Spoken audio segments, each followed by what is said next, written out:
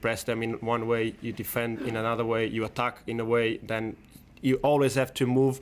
And in the national team, we do that a lot. So I don't think the age should be a problem, either older or younger.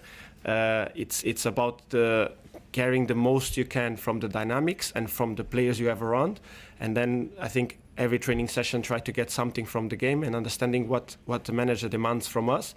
But at the end, as the manager said, you don't need to overthink things. You just have to know that we have a base, a foundation, and from there on, you still have to play and do your game.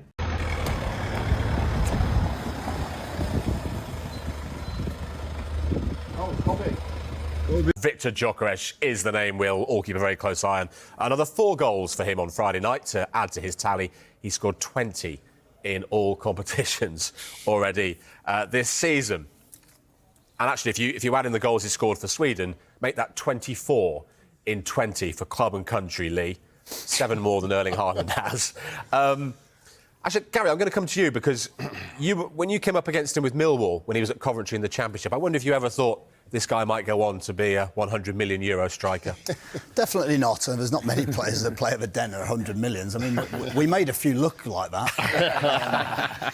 But yeah, I mean, I watched him quite a bit at St. Pauli when he was on loan there in the Bundesliga too from Brighton, and I thought he looked excellent. I think he got into sort of double figures, but nothing like he's doing now. And he didn't look like the mature striker, of course, at that, still a young player. And you saw little bits in some of his loan spells, not enough.